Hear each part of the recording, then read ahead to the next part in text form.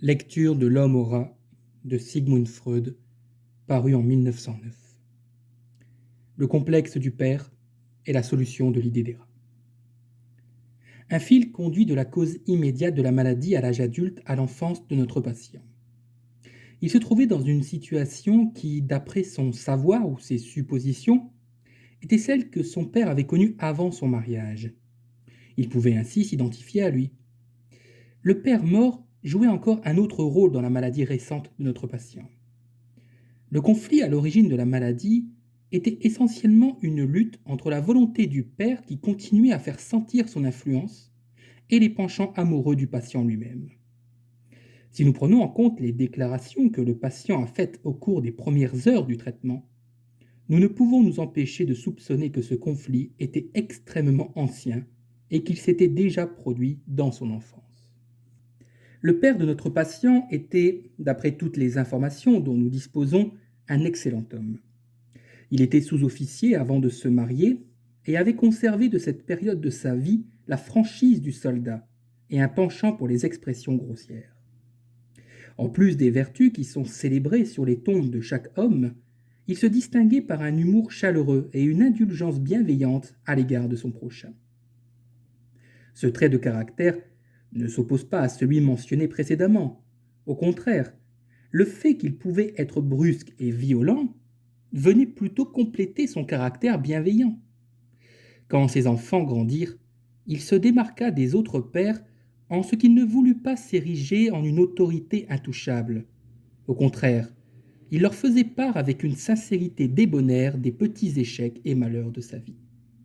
Son fils n'exagérait sûrement pas quand il affirmait que leur rapport était de ceux qu'entretiennent les meilleurs amis, sauf sur un point.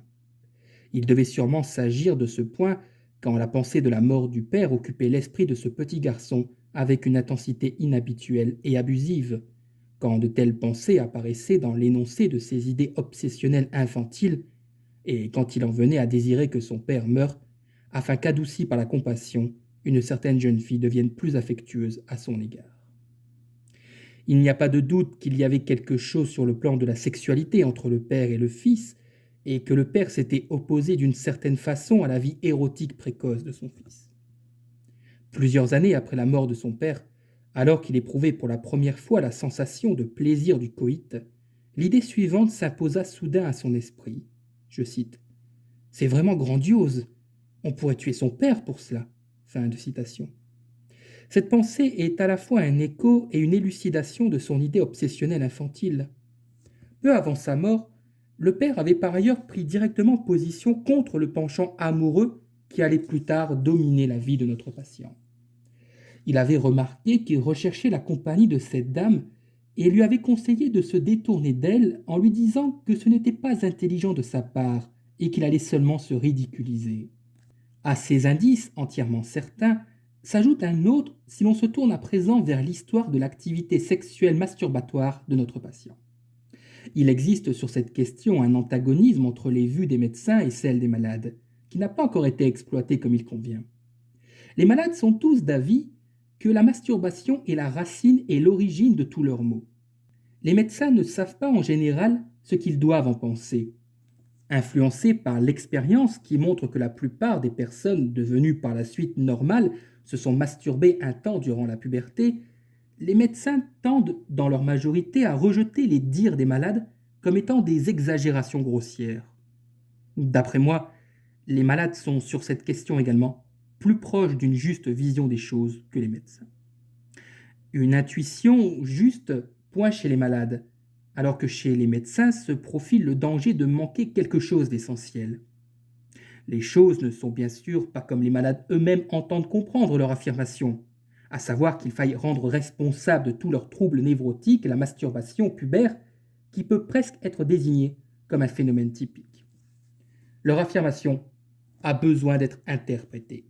La masturbation de la puberté n'est en réalité que la résurgence de la masturbation constamment négligée de l'enfance, qui la plupart du temps atteint une sorte d'apogée à l'âge de 3, 4 ou 5 ans.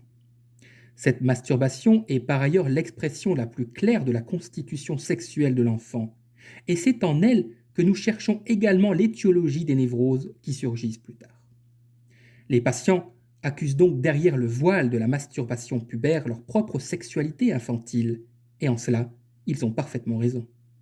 Par contre, le problème de la masturbation devient insoluble quand on cherche à concevoir celle-ci comme une entité clinique. On oublie alors qu'elle représente le défoulement des composantes sexuelles les plus diverses et des fantasmes qui s'en nourrissent. La nocivité de la masturbation n'est que pour une faible part autonome et déterminée par sa propre nature. Pour l'essentiel, elle va de pair avec la signification pathogène de la vie sexuelle du patient en général. Le fait que tant d'individus supportent sans dommage la masturbation ne nous enseigne rien d'autre que chez ces individus, la constitution sexuelle et le déroulement du processus de développement de la vie sexuelle ont permis l'exercice de cette fonction dans le cadre de conditions culturelles données.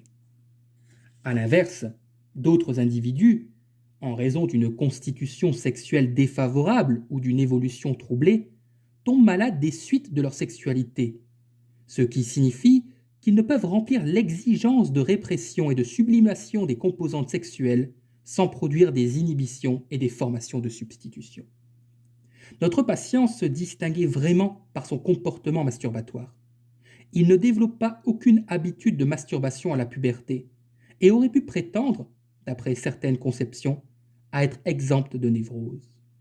L'impulsion à la masturbation n'apparut au contraire chez lui qu'à l'âge de 21 ans, peu de temps après la mort de son père. Il se sentait très honteux après chaque satisfaction sexuelle de ce genre et bannit rapidement cette habitude. Dès lors, la masturbation ne réapparut chez lui qu'à de rares et très étranges occasions. Je cite. Des moments particulièrement beaux qu'il vivait ou des passages très beaux qu'il lisait la provoquaient à nouveau. Ainsi, par exemple, lors d'une belle après-midi d'été, quand il entendit le son magnifique d'un postillon au centre de Vienne, jusqu'à ce qu'un gardien vint interdire aux joueurs de postillon de continuer parce que l'usage en public d'instruments à vent est interdit en ville. Ou un autre jour, quand il lisait dans Poésie et Vérité comment le jeune Goethe, en plein transport amoureux, s'était libéré d'une malédiction qu'une femme jalouse avait prononcée sur celle qui baiserait après elle ses lèvres. Longtemps, il s'était laissé arrêter par cette malédiction comme sous le coup d'une crainte superstitieuse, mais maintenant il brisait les liens qu'il avait retenus et embrassait son amour de tout son cœur sans relâche. Fin de citation. Il s'étonnait beaucoup d'avoir été poussé à la masturbation justement en des moments si beaux et si édifiants. Il me fallut en réponse faire ressortir de ces deux exemples leurs points communs, l'interdiction et la transgression d'un commandement. De ce même contexte relève un autre comportement étrange de notre patient à une époque où il étudiait pour un examen et s'adonnait au fantasme suivant dont il s'était entiché. Son père vivait encore et pouvait revenir à tout instant. Il s'arrangeait à l'époque pour étudier aux heures les plus reculées de la nuit. Entre minuit et 1 heure du matin, il s'interrompait, ouvrait la porte de la maison qui donnait sur le vestibule comme si son père se trouvait là derrière la porte. Et après être retourné dans l'antichambre, il regardait dans le miroir son pénis qu'il venait d'exhiber. Cet acte fou ne peut se comprendre que si l'on suppose qu'il se comportait comme s'il attendait la visite de son père à l'heure des fantômes. Quand son père vivait, notre patient était plutôt un étudiant paresseux, ce qui mortifiait souvent son père. Il devait maintenant être content de lui quand il revenait en spectre et le trouvait en train d'étudier. Mais il était impossible que son père se réjouisse de l'autre partie de son comportement. Il le bravait donc par un tel agissement et exprimait dans cet acte compulsif, de façon juxtaposée, les deux facettes de son rapport avec son père, un peu comme plus tard dans l'acte compulsif avec la pierre au milieu de la rue qui visait la dame qu'il aimait. Sur la base d'indices de ce genre, je me risquais à la reconstruction suivante. Enfant, à l'âge de 6 ans, il avait commis un méfait sexuel en rapport à la masturbation et avait été durement châtié par son père pour cela. Cette punition avait sans doute mis un terme à la masturbation de l'enfant, mais elle avait par ailleurs laissé chez lui une rancœur contre le père, et l'avait installé une fois pour toutes dans le rôle de celui qui vient troubler sa jouissance sexuelle. À mon grand étonnement, le patient raconta alors que sa mère lui avait rapporté un incident de ce genre, qui datait de ses premières années d'enfance et qui n'était pas tombé dans l'oubli en raison des choses si remarquables qui s'y rattachaient. Il n'avait cependant lui-même aucun souvenir de cet incident. Le récit qu'il fit fut le suivant. Quand il était encore tout petit, il dut commettre quelque mauvaise action pour laquelle son père le battit. Le petit gamin entra alors dans une fureur terrible et insulta son père pendant que celui-ci le frappait. Mais comme il ne connaissait pas encore d'insultes, il lui donna tous les noms d'objets qui lui passèrent par la tête et dit, je cite, « Toi t'es une lampe, toi t'es une serviette, toi t'es une assiette. » Fin de citation. Et ainsi de suite. Le père, ébranlé par cet accès primaire de rage, s'interrompit et déclara, je cite, « Ce petit-là deviendra soit un grand homme, soit un grand criminel. » Fin de citation. Le patient pense que l'impression laissée par cette scène fut durable aussi bien pour lui que pour son père. Celui-ci ne l'a plus jamais battu, et le patient dérive de cette expérience une part de la modification de son caractère. À partir de cette époque, selon lui, il est devenu lâche par crainte de la puissance de sa rage. Il avait par ailleurs toujours une peur terrible des coups, et se terrait de frayeur et d'indignation quand un de ses frères et sœurs se faisait battre. Le patient interrogea à nouveau sa mère qui, en plus de lui confirmer l'histoire, ajouta l'information suivante. Il avait à l'époque entre 3 et 4 ans et avait reçu cette punition parce qu'il avait mordu quelqu'un. La mère ne se souvenait plus d'aucun autre détail. Il lui semblait de façon très incertaine que la personne blessée par le petit était la nourrice. Il n'était pas question dans le récit de la mère d'un quelconque caractère sexuel du délit. Je renvoie la discussion de cette scène d'enfance à la note en bas de page et rapporte juste que la résurgence de cette scène avait ébranlé pour la première fois son refus de croire à une rage de sa part contre son père adoré, qui se serait développée dans la préhistoire de son enfance et serait ensuite devenue latente. Je m'attendais, je dois dire, à un effet plus important, car cet incident lui avait été raconté si souvent par son père lui-même que sa réalité ne souffrait d'aucun doute. Mais avec cette capacité d'enfreindre la logique qu'il est à chaque fois extrêmement déconcertant de rencontrer chez des névrosés obsessionnels très intelligents, il ne cessait de faire valoir contre la force de preuve de ce récit qu'il ne s'en souvenait pas lui-même. Il lui fallait donc parvenir, par la voie douloureuse du transfert, à la conviction que son rapport à son père exigeait réellement ce complément inconscient. Il se mit bientôt à m'insulter moi et les miens de la façon la plus grossière et la plus ordurière dans ses rêves, ses fantasmes diurnes et ses pensées incidentes, et cela alors que, intentionnellement, il ne faisait preuve à mon égard que du plus grand respect. Son comportement lors du récit de ces insultes était celui d'un désespéré. Je cite. « Comment pouvez-vous, monsieur le professeur, vous laisser insulter par un type visqueux et vil comme moi? Vous devriez me mettre à la porte, je ne mérite pas mieux. » Fin de citation. Lorsqu'il prononçait ces paroles, il avait l'habitude de se lever du divan et de marcher en long et en large dans la pièce, ce qu'il justifiait au début comme une marque de délicatesse. Il est incapable, disait-il, de dire des choses aussi épouvantables en étant confortablement allongé. Mais il trouva bientôt une explication plus concluante. Il échappait à toute proximité immédiate avec moi, par crainte que je ne le batte. Quand il restait assis, il se comportait comme quelqu'un de désespéré qui, saisi de frayeur, chercherait à se protéger contre des châtiments d'une violence démesurée.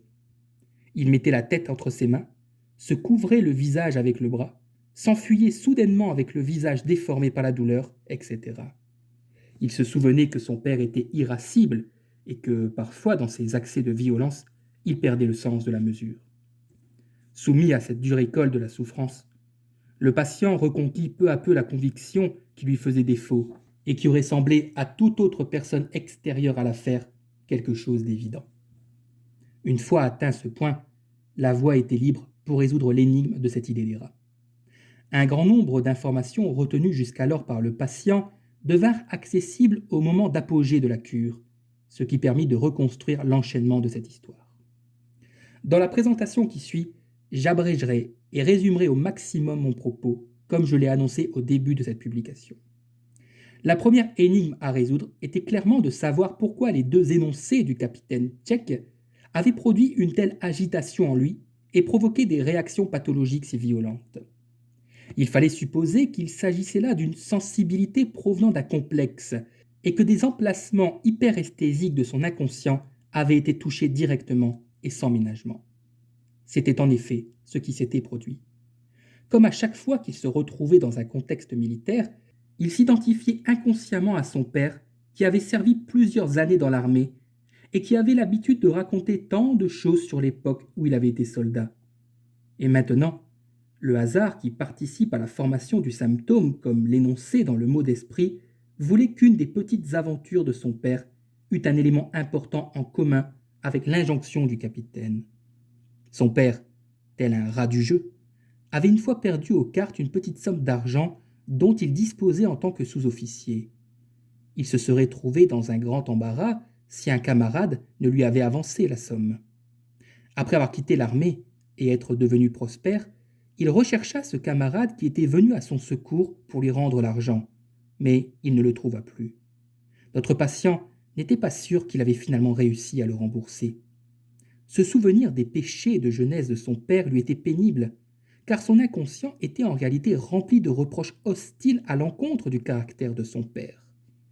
Les paroles du capitaine, je cite, Tu dois rendre au lieutenant A les 3,80 couronnes, fin de citation, résonnaient en lui comme une allusion à cette dette dont son père ne s'était pas acquitté. Mais l'information selon laquelle la demoiselle de la poste à Z avait elle-même payé les frais de réception, en formulant quelques propos flatteurs à son égard, renforçait l'identification avec son père sur un autre plan.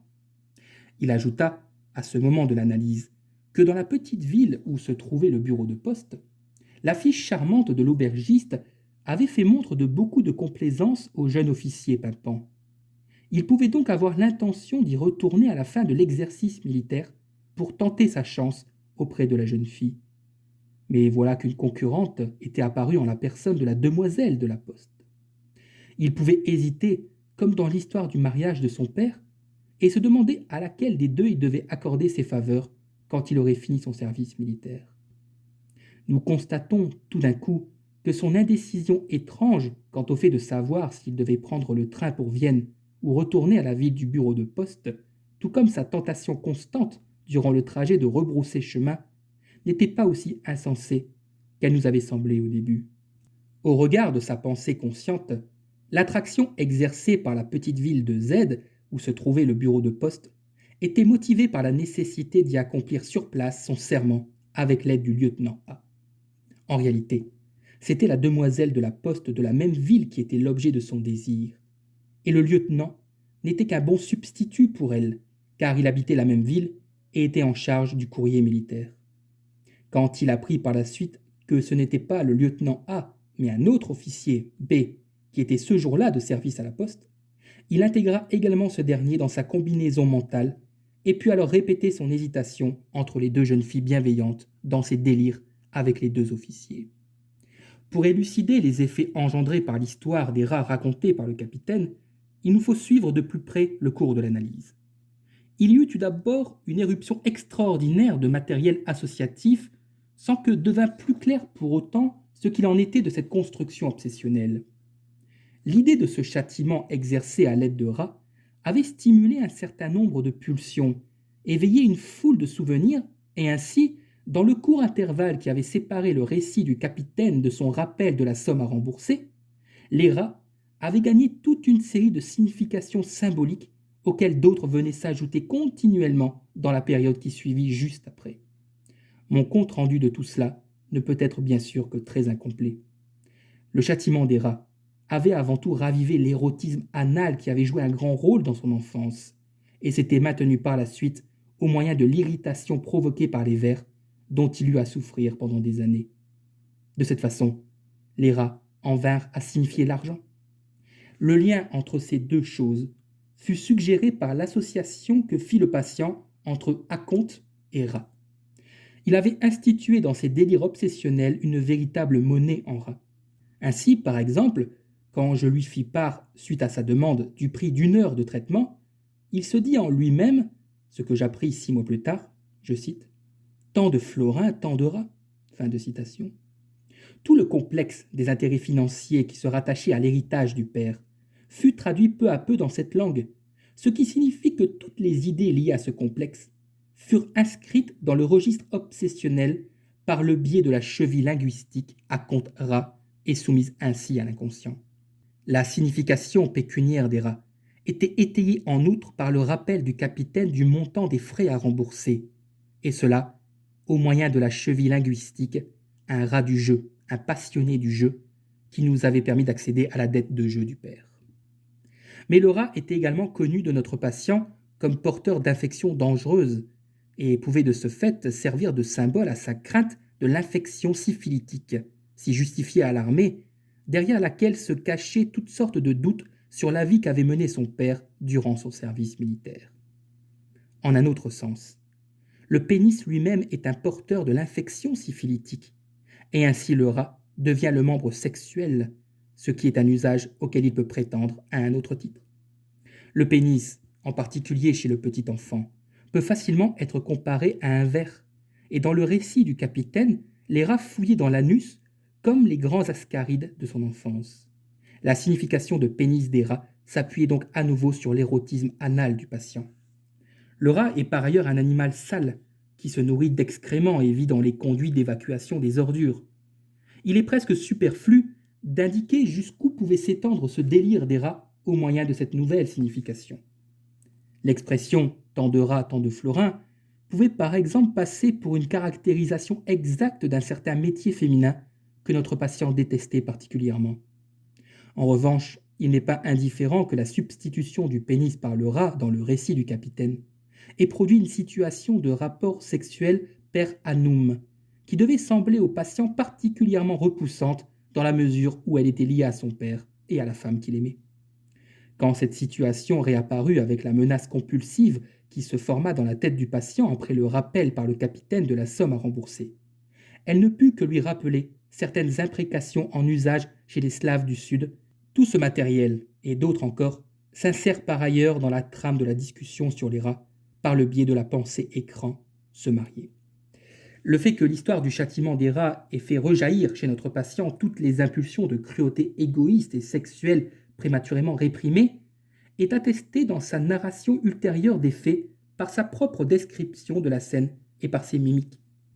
Pourtant, malgré tout ce riche matériel, rien n'était encore venu éclairer la signification de son idée obsessionnelle jusqu'au jour où la demoiselle Aura du petit Eyolf d'Ibsen surgit dans l'analyse, et où il fut alors impossible d'échapper à la conclusion suivante. Dans de nombreuses formes que prenaient ces délires obsessionnels, les rats signifiaient également les enfants. Si l'on recherchait l'origine de cette nouvelle signification, on tombait immédiatement sur les racines les plus anciennes et les plus importantes.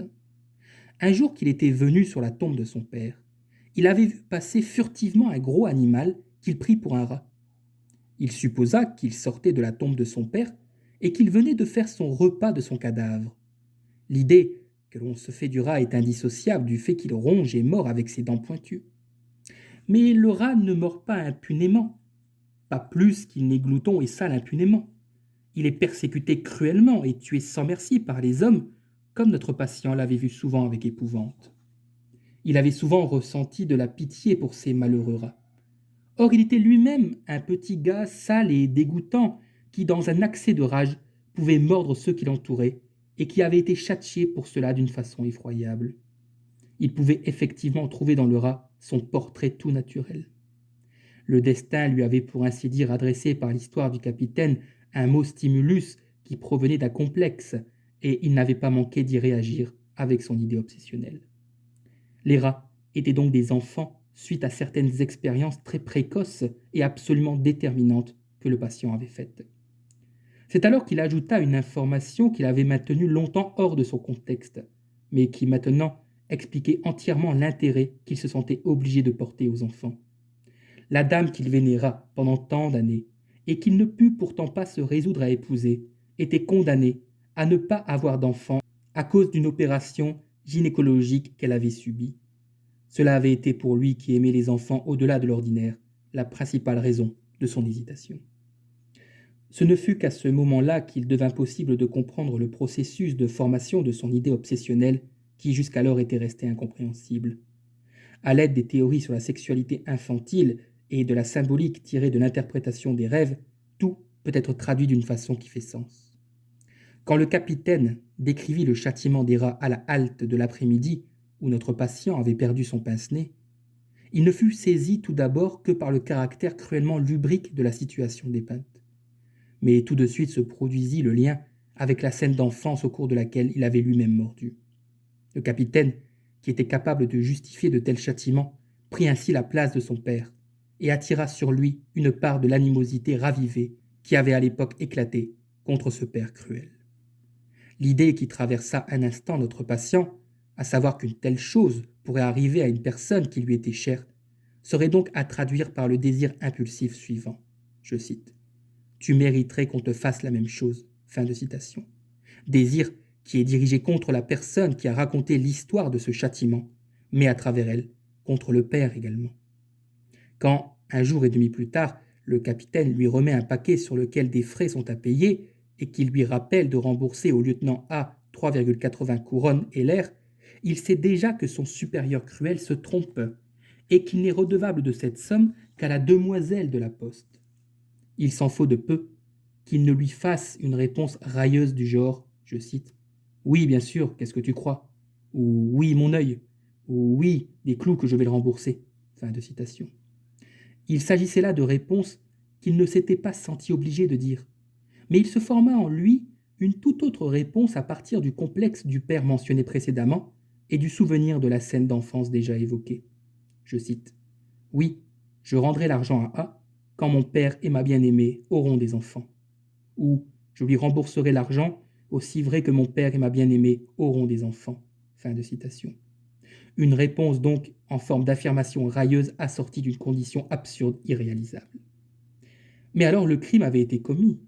Il avait bafoué les deux personnes qui lui étaient le plus chères, son père et sa bien-aimée.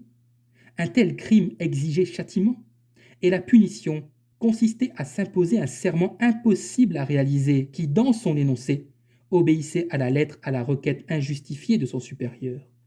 Tels étaient les termes du serment, je cite, « Tu dois vraiment rendre l'argent à A. » Fin de citation. Dans cet acte d'obéissance convulsif, il refoulait son savoir plus exact qui était que le capitaine fondait son injonction sur une présupposition fausse. Je cite, « Oui, tu dois rendre l'argent à A, comme le substitut de ton père l'exige. Un père ne peut pas se tromper. » Fin de citation. Sa Majesté également ne peut pas se tromper, et quand elle s'adresse à l'un de ses sujets en lui donnant un titre qui n'est pas le sien, il porte dès lors ce titre. Ce processus ne faisait l'objet que d'une vague connaissance dans la conscience du patient. Par contre, sa révolte contre l'ordre du capitaine et son renversement ensuite en son contraire étaient présents dans sa conscience. D'abord, ne pas rendre l'argent, sinon la chose, le châtiment des rats, se réalisera. Et ensuite, l'inversion du refus qui, en signe de punition pour cette rébellion, devient le serment de faire le contraire. Que l'on essaie de se représenter la constellation dans laquelle s'est formée cette grande idée obsessionnelle. Notre patient était devenu libidineux en raison d'une longue abstinence et de l'accueil amical sur lequel un jeune officier peut toujours compter auprès des femmes. Par ailleurs, il était parti à cet exercice militaire alors qu'une certaine distance s'était créée entre lui et sa dame. Cette libido accrue l'incitait à reprendre sa très vieille lutte contre l'autorité de son père. Il osait penser à une satisfaction sexuelle avec d'autres femmes. Ses doutes sur la mémoire de son père et sur la valeur de sa bien-aimée s'étaient intensifiés. C'est dans un tel état d'esprit qu'il se laissa entraîner à les injurier et qu'il se punit ensuite pour un tel outrage. Il reproduisait là un vieux modèle. Quand, à la fin de l'exercice militaire, il hésite si longtemps entre aller en train à Vienne ou rester sur place et accomplir son serment, il met en scène de façon condensée les deux conflits qui le travaillent depuis toujours. Doit-il obéir à son père ou rester fidèle à sa bien-aimée? Encore un mot sur l'interprétation du contenu de la sanction mentionnée précédemment. Je cite, « Sinon le châtiment des rats sera exercé sur ces deux personnes. » Fin de citation. Cette interprétation s'appuie sur la validité de deux théories de la sexualité infantile que j'ai exposées ailleurs. La première de ces deux théories est que les enfants sortent de l'anus. La seconde ajoute logiquement à la première que les hommes peuvent avoir également des enfants tout comme les femmes. D'après les règles techniques de l'interprétation des rêves, le fait de sortir de l'intestin peut être représenté par son contraire, le fait de s'introduire dans l'intestin, et vice-versa. Nous ne sommes pas en droit de nous attendre à des solutions plus simples ou qui emploient d'autres moyens, quand nous avons affaire à des idées obsessionnelles aussi graves. Cette solution à laquelle nous avions abouti avait chassé le délire des rats.